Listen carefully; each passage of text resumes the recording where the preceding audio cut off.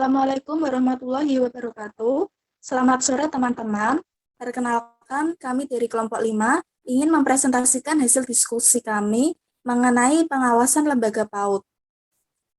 Yang pertama, izinkan saya memperkenalkan anggota kelompok terlebih dahulu. Yang pertama ada saya sendiri, Umi Mufidah Maudina, lalu ada Dinda Indah Nabila, lalu ada Karunia Fatma Dewi, dan yang terakhir yaitu ada Adelia Prasanti. Next. Nah, pada pertemuan kali ini, kita akan mempelajari mengenai pengawasan lembaga PAUD. Yang pertama, mengenai pengertian pengawasan lembaga PAUD yang akan disampaikan oleh Dewi. Kepada Dewi, saya persilahkan. Terima kasih kepada moderator. Di sini saya akan menyampaikan pengertian pengawasan lembaga PAUD. Pengawasan atau controlling adalah usaha memberikan layanan kepada guru-guru, baik secara individual atau kelompok, dalam usaha memperbaiki pengajaran dan juga kurikulum. Pengawasan dalam dunia pendidikan sangat menjadi penentu keberhasilan suatu pendidikan agar pendidikan dapat sesuai dengan tujuan lembaga serta dapat bersaing di era globalisasi tanpa menghilangkan prinsip-prinsip yang ada. Yang selanjutnya, dalam pengawasan lembaga PAUD terdapat prinsip dasar dalam pengawasan, yaitu yang pertama ada supervisi. Supervisi haruslah dilakukan secara demokratis. Tujuannya menghendaki agar tiap-tiap guru mendapatkan kebebasan untuk berpikir dalam memajukan inisiatif, kreativitas, menyampaikan pendapat, ataupun koordinasi kerja sesama antar guru. Yang kedua, dalam supervisi haruslah ada objektif dan juga konkret serta sistematis. Hal ini bertujuan agar supervisor jelas akan sasarannya dan tidak terjadi kerancuan dan juga adanya kesinambungan. Yang ketiga yaitu adanya kreativitas dan juga inovatif. Supervisor harus memiliki sifat yang kreatif dan juga inovatif sehingga seluruh komponen PAUD, khususnya guru dan anak didik, dapat berkembang secara maksimal. Terima kasih. Saya kembalikan kepada moderator. Baik, terima kasih Dewi atas pemaparan materinya. Nah, di samping prinsip yang berkaitan dengan pengawasan, dalam pengawasan lembaga PAUD juga berkaitan dengan prinsip penilaian. Nah, adapun prinsip-prinsip penilaian ini, yang pertama yaitu penilaian harus dilakukan secara menyeluruh terhadap semua program PAUD, meliputi pemilihan bahan ajar, metode mengajar, pemberian tugas, tata tertib, pelaksanaan evaluasi, sarana prasarana, dan lain sebagainya. Dan yang kedua yaitu harus kooperatif. Ini berkaitan dengan keterlibatan seluruh komponen PAUD, khususnya guru dan kepala PAUD, sangat membantu tercapainya penilaian yang menyeluruh tersebut. Nah, yang ketiga yaitu berdasarkan pada kriteria yang tepat dan dapat diperoleh melalui musyawarah serta mengacu pada tujuan pendidikan. Adapun prinsip yang keempat yaitu bersifat diagnostik. Tujuannya yaitu supaya mampu menemukan kelemahan-kelemahan dalam proses manajerial kelembagaan PAUD, sehingga ditemukan formula perbaikan yang tepat. Nah, dengan demikian, supervisi yang baik harus ditindaklanjuti dengan pola perbaikan terhadap kelemahan-kelemahan yang ditemukan. Selanjutnya yaitu harus dilakukan secara terus-menerus atau kontinu. Sebagai landasan yang kuat dalam suatu program penilaian, sudah selayaknya hasil penilaian tersebut disusun rencana-rencana peningkatan guna perbaikan situasi dari apa yang telah dan akan dinilai dengan harapan agar menemukan cara kerja yang terbaik. Selanjutnya yaitu penilaian hendaknya bersifat fungsional. Nah, bersifat fungsional ini artinya penilaian yang baik adalah penilaian yang mempunyai tujuan untuk meningkatkan kualitas pembelajaran dan dilakukan dengan maksud untuk memperoleh fakta-fakta yang lengkap baik dari berbagai aspek positif maupun negatif yang berkaitan dengan sarana penilaian. Nah, selanjutnya yaitu teknik pengawasan PAUD yang akan disampaikan oleh Dinda. Kepada Dinda, saya persilahkan. Terima kasih kepada moderator. Selanjutnya, saya akan menjelaskan mengenai teknik pengawasan pada PAUD. Sebelum menjelaskan ke teknik-tekniknya, saya akan menjelaskan mengenai definisi dari teknik.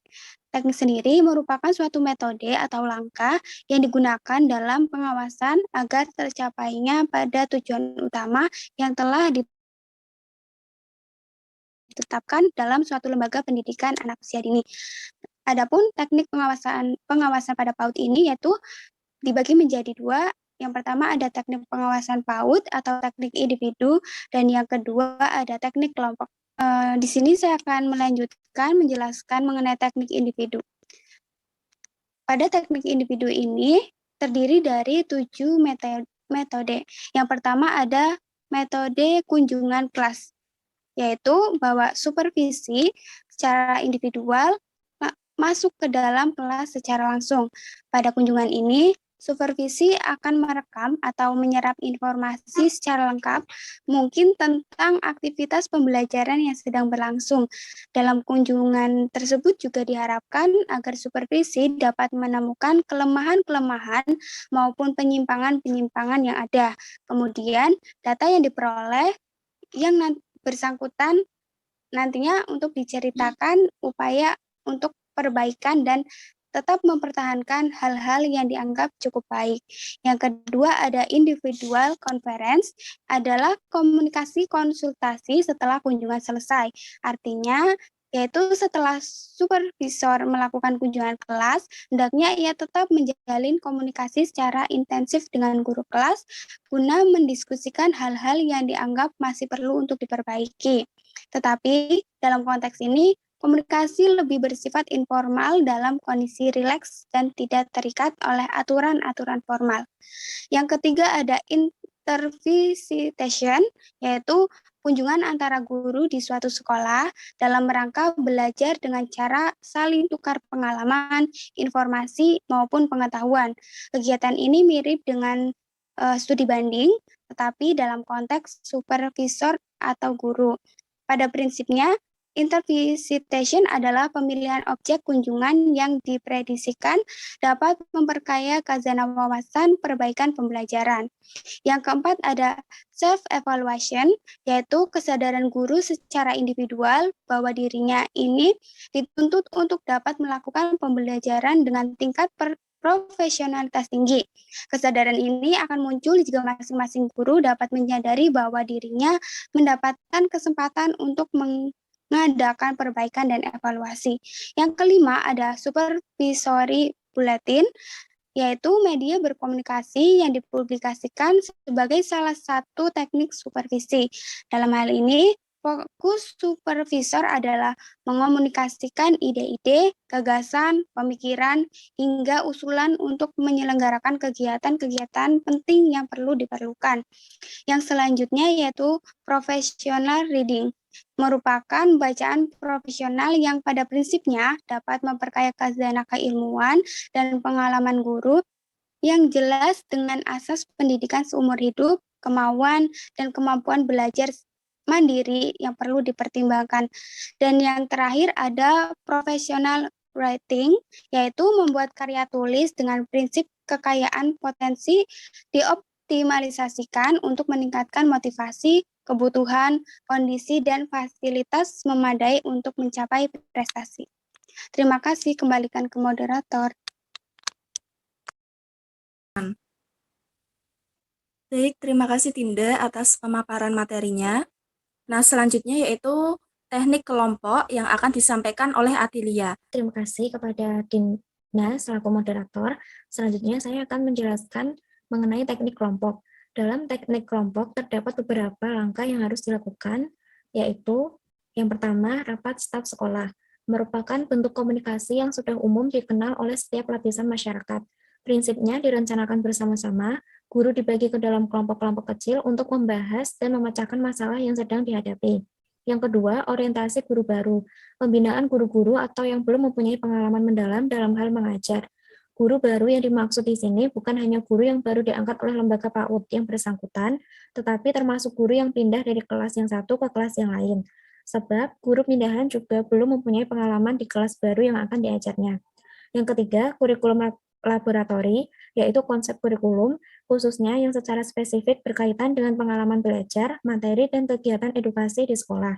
Yang keempat, komite atau kepanitiaan, merupakan suatu kelompok baik besar maupun kecil yang bertugas memecahkan masalah atau tugas khusus dan anggotanya ditunjuk secara khusus pula. Yang kelima, profesional libraris atau perpustakaan profesional, yaitu penggunaan perpustakaan secara profesional dengan prinsip bahwa buku merupakan sumber ilmu pengetahuan dan teknologi. Dengan kata lain, ilmu pengetahuan yang bertebaran di berbagai buku dikomunikasikan oleh perpustakaan kepada guru, sehingga guru bertambah ilmu dan pengetahuannya. Yang keenam, demonstration teaching atau demonstrasi mengajar adalah teknik supervisi yang diperagakan oleh supervisor untuk menggambarkan atau memberi contoh cara mengajar yang profesional, efektif, dan efisien. Selanjutnya ada workshop atau lokakarya, adalah upaya untuk mengembangkan rasa tanggung jawab sebagai akademisi untuk berkarya dan berpikir, baik secara teoritis maupun secara praktis untuk meningkatkan kualitas mengajar. Yang H, field trips for staff personal adalah teknik supervisi yang dilakukan dengan cara mengunjungi objeknya secara langsung di lapangan. Hal ini dimaksudkan agar para guru dapat mengembangkan kreativitasnya dalam mengajar, menghilangkan kejenuhan, dan memperkaya wawasan. Selanjutnya ada panel of forum discussion, yaitu usaha untuk mengumpulkan pendapat maupun gagasan para ahli, khususnya yang berkaitan dengan upaya mencari solusi atas permasalahan tertentu maupun upaya perbaikan pembelajaran. Kemudian ada in-service education, yaitu serangkaian program yang diselenggarakan dengan teknik tertentu dalam rangka meningkatkan profesionalisme jabatan yang meliputi berbagai aspek dalam segenap unsurnya. Dan yang terakhir ada organisasi profesional, merupakan bentuk kerjasama kelompok yang merupakan bagian dari kehidupan sebuah profesi, yakni guru PAUD. Teknik ini pada prinsipnya mengembangkan kerjasama dalam rangka meningkatkan profesionalisme mengajar. Sekian dari saya kembalikan ke moderator. Terima kasih Atilia atas pemaparan materinya. Nah teman-teman, tidak terasa presentasi dari kelompok 5 mengenai pengawasan lembaga PAUD sudah berakhir. Sekian presentasi dari kami. Apabila terdapat kesalahan, mohon dimaafkan. Wassalamualaikum warahmatullahi wabarakatuh. Terima kasih.